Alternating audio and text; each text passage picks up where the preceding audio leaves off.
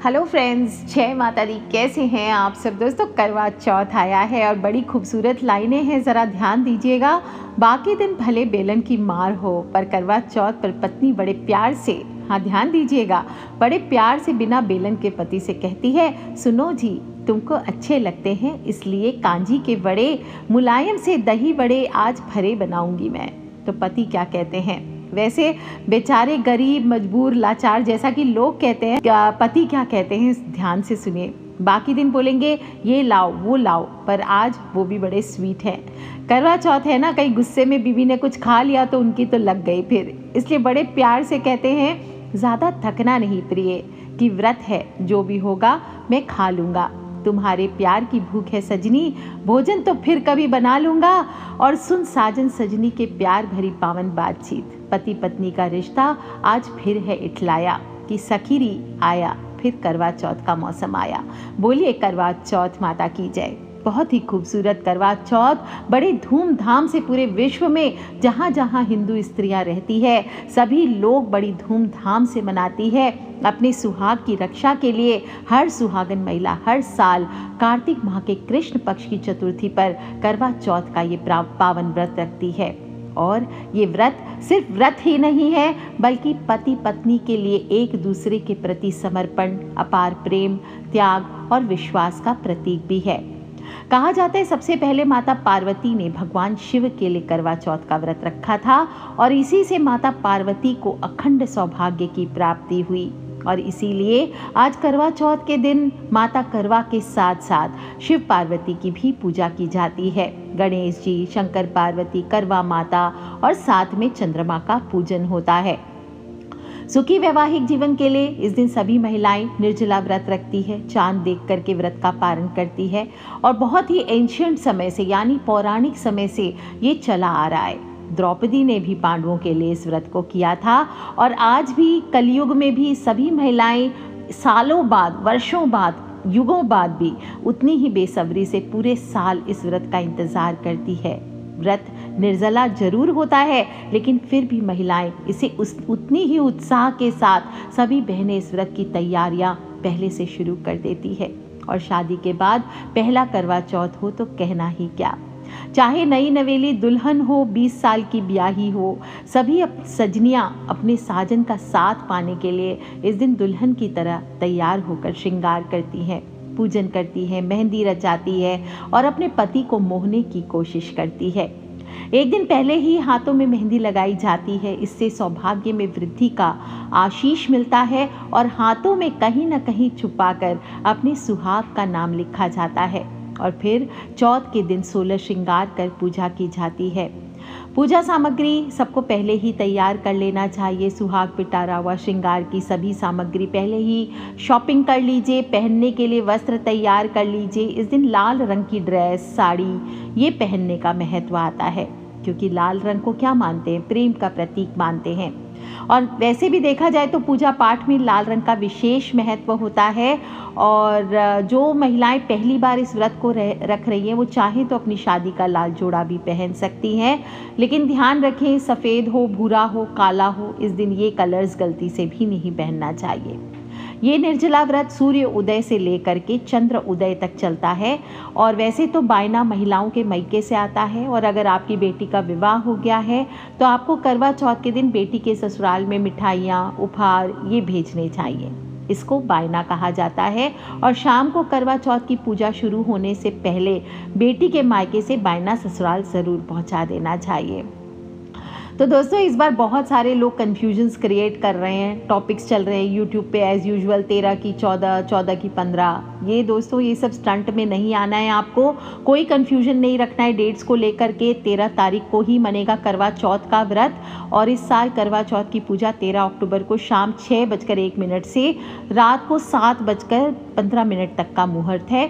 चांद निकलने का समय 8:19 है। तो चांद, बारिश का मौसम सभी जगह इंडिया में चल रहा है, तो 12 बजे तक आपको इंतज़ार करना है। अगर चांद ना दिखे तो उसके बाद आप अपना प्रसाद खा सकते हैं पति की पूजन करके। और इस साल करवा चौथ पर बता दूं आपको, बहुत सारे दुर्लभ संयोग बन रहे हैं, जिसमें व्रत का फल जो है वो दुगना मिलने वाला है। रोहिणी नक्षत्र में आया है करवा चौथ का दिन, साथ ही साथ कृतिका और सिद्धि योग भी रहने वाला है। और अब चंद्रमा इस दिन अपनी उच्च राशि वृषभ में रहने वाले हैं। विशेष रूप से रोहिणी नक्षत्र का होना अति उत्तम माना गया है। सिद्धि योग 12 अक्टूबर को दोपहर 2:21 से 13 अक्टूबर को दोपहर को 1:55 तक रहेगा। और रोहिणी नक्षत्र आपका 13 अक्टूबर को शाम को 6:41 से आ रहा है, जो कि 14 अक्टूबर को अगले दिन यानी पूरे दिन अगले दिन रात को 8:47 तक रहने वाला है। इसी प्रकार से कृतिका नक्षत्र भी 12 तारीख को आपको शाम को 5:10 से 13 अक्टूबर को शाम को 6:41 तक रहने वाला है। तो अद्भुत योगों में करवा चौथ पर शाम को शुभ मुहूर्त में रोहिणी नक्षत्र में पूजा कीजिए और कथा अवश्य सुनना चाहिए। कुछ लोग सोचते हैं बस व्रत किया, खाया पिया, चंद्रमा का दर्शन किया, नहीं। करवा चौथ बिना कथा के अधूरी मानी गई है। इस करवा चौथ कहते हैं कि चौथ का व्रत बिना कथा के पूर्ण नहीं माना जाता। और आपको बता दूं, एक कन्फ्यूजन है इस बार, बहुत सारे लोग कह रहे हैं कि इस बार क्योंकि तारा डूबा हुआ है इसलिए इस साल व्रत का उद्यापन, करवा चौथ का उद्यापन नहीं होगा। तो ये बिल्कुल गलत है। जन साधारण को भ्रमित किया जा रहा है। बहुत सारे लोग जो ज्योतिष का ज्ञान भी नहीं रखते हैं, वो भी सिर्फ वीडियोस बना करके लोगों को एक टॉपिक के लिए कि 13, 14 या फिर उद्यापन ना करें, तारा डूबा हुआ, ये सब असमंजस में नहीं पड़ना है। ये तर्क सम्मत नहीं है, क्योंकि इस बार करवा चौथ पर इतने विशिष्ट संयोग बन रहे हैं, तो शुक्र अस्त के चक्कर में नजरअंदाज नहीं करना है।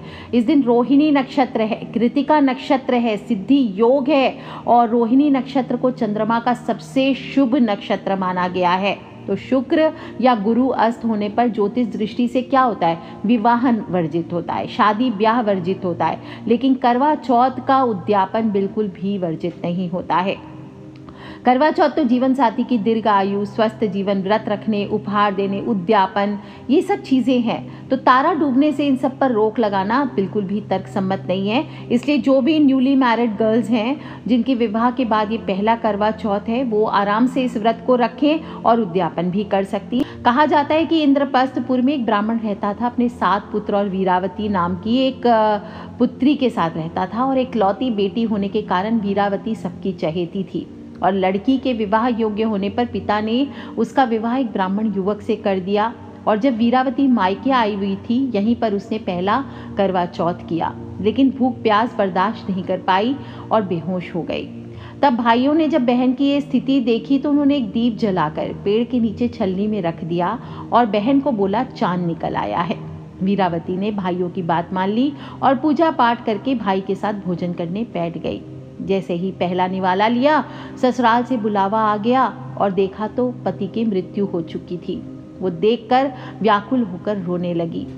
इंद्र देवता की पत्नी देवी इंद्राणी से वीरावती की यह हालत देखी नहीं गई। उसे सांत्वना दिया और देवी ने वीरावती को उसकी भूल का एहसास कराया और कहा कि आने वाले साल में करवा चौथ के साथ सभी चौथ का व्रत करे। और वीरावती ने ऐसा ही किया और व्रत के प्रभाव से उसका पति दोबारा जीवित हो गया। तो बोलिए करवा चौथ माता की जय।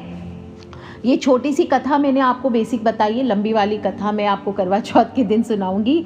और बात कर लेते हैं कि करवा चौथ इसीलिए हम करते हैं ताकि सुहाग भाग सभी का बना रहे। और सूची काफ़ी लंबी है, सामग्री आपको पहले ही ले आनी चाहिए। 2 करवा, छलनी, सीके, सुहाग का सामान, दीपक, चौथ माता की फ़ोटो, चावल का आयपन प्रमुख है। इसके बिना पूजा अधूरी मानी गई है। 16 श्रृंगार, जो लोग भी बायना आदि के लिए रखना चाहते हैं, करवा चौथ माता को चढ़ाना चाहते हैं, उसमें से कुमकुम, बिंदी, पायल, मेहंदी, चूड़ी, लाल साड़ी, गजरा, महावर, सिंदूर, पायल, मांग टीका, बिछिया, काजल, कंघी आदि होना चाहिए। थोड़े से गेहूं के दाने रख लीजिए कथा आदि साथ में सुनने के लिए। और इस तरह से आपको सारी तैयारी पहले ही कर लेनी चाहिए। इस दिन हलवा, पूरी, आप जो भी आपके यहाँ दाल, चूरमा, बाटी जैसे हमारे राजस्थान में बनता है, तो आपके यहाँ जो बनता है करवा चौथ पर वो आपको बनाना चाहिए। और करवा चौथ के दिन सबसे पहले सरगी का विधान आता है, इसलिए सुबह सुबह सूर्योदय से पहले उठ करके स्नान करके घर की साफ़ सफाई कर लीजिए। इसके बाद जो आपकी सासू माँ ने आपको सरगी दी होगी वो खा करके आपको निर्जला व्रत का संकल्प करना चाहिए। सुबह सूर्योदय होने के पहले सुबह 4:30 बजे ही उठ जाइए, 4:30 से 5 बजे के उठ करके आपको खाना चाहिए। और ध्यान रखना चाहिए कि ज़्यादा देर तक सोने से सरगी का समय निकल जाएगा। कुछ लोग कहते हैं नहीं सरगी नहीं लेनी है, लेकिन नियम होता है, ये शगुन होता है, ये आपको लेना चाहिए। जहाँ जहाँ सास अपनी बहू को दे रही है सरगी, वहाँ पे बहुएं सास की दी हुई सरगी लें। और अगर सासू माँ नहीं हैं, आपकी दूर हैं, नहीं दे सकती हैं आपको, तो स्वयं से आप उनके नाम से सरगी की तैयारियाँ कर लें। सरगी में श्रृंगार का सामान, मिठाइयाँ, फल, कपड़े आदि शामिल होते हैं। और जो सुहागने हैं वो सूर्योदय से पहले उठ करके सबसे पहले अपनी सासू माँ साथ में है तो उनका आशीर्वाद ले लीजिए, नहीं तो मन में अपने बड़ों का ध्यान कर लें। इसके बाद सरगी ग्रहण करें, फिर आप निर्जला व्रत की शुरुआत करेंगे। सरगी में आपको ध्यान रखना चाहिए, ज़्यादा तली भुनी चीज़ें नहीं खानी है आपको। ताज़े मौसमी फल वगैरह खाइए, सेब, अनानास फल वगैरह, रोटी, दही रोटी आदि खा सकते हैं आप। कोई भी चीज़ आप, कोई भी इसमें नियम नहीं होता है, कोई मीठा खा सकते हैं, कोई भी चीज़ आपकी इच्छा हो आप ड्राई फ्रूट्स आदि खा सकते हैं, नारियल पानी आदि पी सकते हैं। जो भी आपकी इच्छा हो, आपको सूट करता है वो आप ले सकते हैं, लेकिन ध्यान रखें प्याज लहसुन का भोजन ना करें, ये ध्यान रखना चाहिए, नहीं तो व्रत का फल नहीं मिलता। इस प्रकार से ब्रह्म मुहूर्त में सरगी लेना चाहिए। और इस बार 2022 में 13 अक्टूबर को सुबह 4:46 से लेकर 5:36 तक आपकी सरगी लेने का मुहूर्त है। इसके बाद आप स्नान करके अपना नॉर्मल डेली रूटीन कर सकते हैं, पूजा पाठ आदि कीजिए, सूर्य भगवान को जल आदि अर्पित कीजिए, तुलसी जी की पूजा कीजिए, अपनी डेली पूजा विधान आदि कीजिए। ऑफिस वगैरह जा रहे हैं तो वो आप जा सकते हैं, अपना नॉर्मल कामकाज कीजिए। शाम के समय आपको एक मिट्टी की बेदी या एक पाटिये पर आप स्थापना कर लीजिए और 2 करवे रख सकते हैं या 1 करवे रख सकते हैं। धूप, दीप, चंदन, रोली, सिंदूर से पूजा की थाली सजाइए और चंद्रमा निकलने के 1 घंटे पहले आपको पूजा शुरू कर देना चाहिए। और चांद निकलने के बाद चंद्रमा को करवा से अर्घ देना चाहिए। ध्यान रखना चाहिए जो लोग भी अर्घ देंगे, चंद्रमा के जल के लोटे में आपको पानी के साथ एक विशेष चीज़ मिलानी है। क्या मिलाना है आपको? थोड़ा सा कच्चा दूध। शाम को ही रख लीजिए, सुबह ही रख लीजिए फ्रिज में। अगर शाम को नहीं आता है तो आप देखेंगे ऐसा करने से मन में सभी प्रकार के नकारात्मक विचार, असुरक्षा की भावना, पति के स्वास्थ्य की चिंता, दुर्भाग्य सब खत्म हो जाते हैं। साथ ही साथ चंद्रमा की स्थिति आपकी कुंडली में मजबूत होती है, सकारात्मक ऊर्जा में वृद्धि होती है, पति को हर क्षेत्र में सफलता मिलती है। और जब करवा चौथ पर चंद्रमा को अर्घ देंगे तो क्या बोलेंगे? गगन आर्णव माणिक्य चंद्र दाक्षायणी पते गृहाणा अर्घ्यम माया दत्तम गणेश प्रतिरूपक। फिर से बोल देती हूँ मैं, गगन आर्णव माणिक्य चंद्र दाक्षायणी पते गृहाणा अर्घ्यम माया दत्तम गणेश प्रतिरूपक। इस मंत्र को बोलना चाहिए। इस मंत्र का अर्थ होता है सागर के समान, आकाश के माणिक्य, दक्ष कन्या रोहिणी के प्रिय और श्री गणेश के प्रतिरूप चंद्रदेव, मेरे अर्घ को आप स्वीकार करें और हम सभी को आशीर्वाद दें। इसके बाद छलनी से पति का चेहरा देखना चाहिए और पति के हाथों से पानी पीजिए और व्रत का पारण करना चाहिए। सासू माँ को बायना देकर अखंड सौभाग्यवती होने का आशीर्वाद प्राप्त करें। और इसके बाद सबसे पहले पति को भोजन, परिवार वालों को भोजन करा करके स्वयं भी प्रसाद खाना चाहिए। पति की लंबी आयु और अच्छे स्वास्थ्य के लिए विवाहित महिलाओं को ये व्रत पूरे विधि विधान के साथ रखना चाहिए। और इस दिन कुछ काम है जो सुहागनों को नहीं करना चाहिए, वरना व्रत व्यर्थ चला जाता है। करवा चौथ में सुहागन महिलाएं 16 श्रृंगार करती हैं, तो ध्यान रहे इस समय सुहाग की वस्तु अगर पहनते समय कोई चीज़ टूट जाए तो सस्ती भी हो तो उसे ऐसा नहीं ले जाके कूड़ादान में फेंक दिया कि 10-20 रुपए की चीज़ थी फेंक दिया, ऐसा नहीं करना, उसे संभाल कर रख लीजिए। अपशगुन और ये सब नहीं मानना है कि टूट गया तो कुछ होने वाला है, बिंदी गिर गई, सिंदूर गिर गया, ये सब फुलिशनेस में आपको नहीं पड़ना है, झूठ मूठ के अंधविश्वास में नहीं पड़ना है। कोई चीज़ अगर टूट गई है तो हो सकता है किसी कारणवश टूट जाए, तो आपको उसे संभाल के रख लेना है, बाद में इसे बहते जल में प्रवाहित कर देना है। इस दिन किसी की श्रृंगार, दूसरे की श्रृंगार की वस्तु लेकर के श्रृंगार नहीं करना चाहिए, ना ही किसी और से सिंदूर ना ही किसी और से सिंदूर आदि उधार में लेकर के मांग करके अपनी मांग भरनी चाहिए। हो सके तो इस दिन अपने पति से अपनी मांग भरवानी चाहिए, और ना ही आपको अपना सिंदूर हुआ, अपने श्रृंगार की वस्तु इस दिन किसी और स्त्री को देनी चाहिए। करवा चौथ सुहाग का पर्व है और सुहाग से जुड़ी चीज़ों का दान करना शुभ माना जाता है, लेकिन इस दिन आपको सफ़ेद रंग की चीज़ें, दूध, दही, चावल, सफ़ेद मिठाई, कपड़े, ये दान नहीं करने चाहिए। आप अपनी सासू माँ को बायना दे सकते हैं, अपनी ननद जी को दे सकते हैं बायना, या फिर अपनी जेठानी को या कोई सासू माँ के समान स्त्री को दे सकते हैं। इसके अलावा आपको दूसरों को नहीं देना चाहिए। इस दिन आपको हो सके तो धारदार चीज़ों का सिलाई कढ़ाई करना, अगर आपका बिजनेस भी है तो ट्राई करें कि इस दिन आप सिलाई कढ़ाई हो, कैंची का उपयोग हो, धारदार चीज़ों का उपयोग ना करें। ऐसा करना अपशगुन माना जाता है, बट ऑब्वियसली चाकू आप यूज़ करेंगे किचन में सब्जी आदि के लिए, उसमें आप वहम ना रखें। और करवा चौथ के पूजा में विशेष रूप से एक चीज़ रखनी चाहिए, सीख रखनी चाहिए। कहते हैं सीख ना हो तो करवा चौथ की पूजा पूर्ण नहीं मानी जाती है। इन सीखों से जुड़ी भी पौराणिक कथा आती है और इन्हें माँ करवा की शक्ति का प्रतीक माना जाता है। कहा जाता है कि एक बार माँ करवा के पति का पैर मगरमच्छ ने पकड़ लिया था और उस समय उन्होंने अपनी शक्ति से इन्हीं सीखों का इस्तेमाल करके मगर को बांध दिया था और यमराज के पास पहुंच गई थी। उस समय चित्रगुप्त करवा माता के जीवन का लेखा जोखा देख रहे थे। करवा माता ने इन्हीं सीखों से चित्रगुप्त के पन्नों से पति के प्रसंग को अलग कर दिया, जिससे यमराज को उनकी रक्षा करके उनके प्राण बचाने पड़े। और ऐसा माना जाता है कि जिस प्रकार इन सीखों से करवा माता के पति को दीर्घ आयु का वरदान मिला था, जो स्त्री इन सीखों से करवा चौथ का पूजन करती है उनके पति को भी दीर्घ आयु का वरदान मिलता है। सीखों की संख्या 7-7 होनी चाहिए, 4 जगहों पर रखा जाता है। इसका मतलब है कुल 28 सीखों का इस्तेमाल पूजन में होता है। और चंद्रमा का अर्घ देते समय भी इन सीखों समेत ही छलनी में चांद देख करके अर्घ देना चाहिए। यहाँ तक कि जब करवा की परिक्रमा करते हैं उस समय भी सीखों को करवा में ही लगाए रखा जाता है। करवा चौथ पूजन में सीखों के अलावा करवा चौथ माता की तस्वीर, आटे का बना हुआ दीपक, छलनी और जल से भरे लोटे का इस्तेमाल करना चाहिए। और इस प्रकार से इसमें चंद्रमा और सूरज की उपस्थिति भी होती है। ध्यान रखना चाहिए, आटे का दिया पूजा के लिए ध्यान केंद्रित करने का सूत्र माना गया है, इसलिए छलनी का इस्तेमाल ज़रूर करें पति को देखने के लिए। कुछ जगह पर लोग छलनी नहीं रखते हैं, छलनी अवश्य रखना चाहिए। इस दिन आपको डायरेक्ट चंद्रमा को नहीं देखना चाहिए, ये पाप माना जाता है।